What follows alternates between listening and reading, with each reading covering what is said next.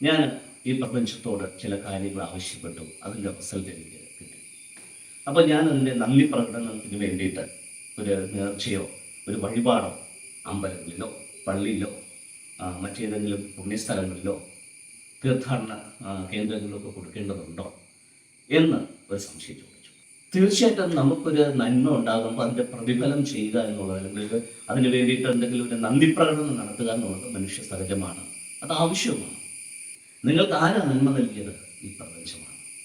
നിങ്ങൾക്ക് കിട്ടിയ നന്മയ്ക്ക്, നിങ്ങൾക്ക് കിട്ടിയ അനുഗ്രഹത്തിന് നിങ്ങൾ എങ്ങനെയാണ് പ്രപഞ്ചത്തിനത് തിരികെ നൽകുന്നത് എന്ന് ചോദിച്ചു കഴിഞ്ഞാൽ, ഈ പ്രപഞ്ചത്തിനകത്ത് ദൈവം വെച്ച റൂൾസ് ആൻഡ് റെഗുലേഷൻസ് അനുസരിച്ച് നിങ്ങൾക്ക് ചെയ്യാൻ പറ്റുന്ന ചില കാര്യങ്ങളുണ്ട്.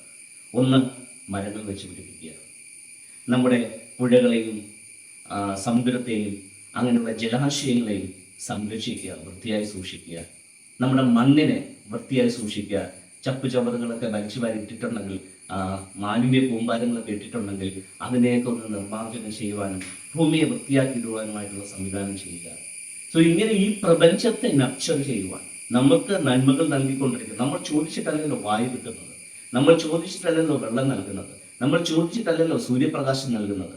സോ ഈ നന്മകളെല്ലാം നമുക്ക് എല്ലാ ദിവസവും പ്രപഞ്ചം അറിഞ്ഞ് നൽകുമ്പോൾ തിരിച്ച് ഈ പ്രപഞ്ചത്തിന്റെ ഈ റിസോഴ്സുകളെ അതിന്റെ പ്യൂരിറ്റിയിൽ നിലനിർത്താനായിട്ട് എനിക്ക് എന്ത് ചെയ്യാൻ പറ്റും? സോ എന്നെ കൊണ്ട് ചെയ്യാൻ പറ്റുന്ന ചെറിയ കാര്യങ്ങൾ തിരികെ പ്രപഞ്ചത്തിന് വേണ്ടി ചെയ്യുക. സോ ഇത്തരത്തിൽ തിരികെ പ്രപഞ്ചത്തിന് നിങ്ങൾ എന്തെങ്കിലുമൊക്കെ കാര്യങ്ങൾ ചെയ്യുവാണെന്നുണ്ടെങ്കിൽ അതിനാനുപാതികമായിട്ട് വീണ്ടും നിങ്ങളിലേക്ക് അനുഗ്രഹങ്ങളും ആ ഒരു നിറവ് പ്രപഞ്ചം നിങ്ങളിലേക്ക് കൊണ്ടുതരുമെന്നുള്ളതിന് സംശയമില്ല.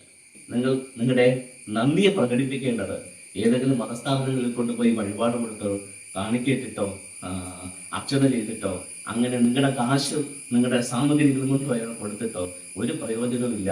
അത് ആ ഒരു ഇൻസ്റ്റിറ്റ്യൂഷൻ നടത്തിക്കൊണ്ട് പോകുന്ന വ്യക്തികൾക്കോ പ്രസ്ഥാനങ്ങൾക്കോ അവർക്ക് നന്മയാകുമെന്നല്ലാതെ ആ കാര്യത്തിന് പ്രസക്തിയൊന്നുമില്ല.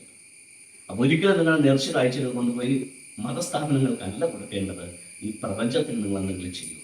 അപ്പോൾ കൂടുതൽ കൂടുതൽ നന്മകളും കൂടുതൽ കൂടുതൽ അനുഗ്രഹങ്ങളും നിങ്ങളുടെ ജീവിതത്തിലേക്ക് പ്രപഞ്ചം തന്നെ നൽകിക്കൊള്ളും.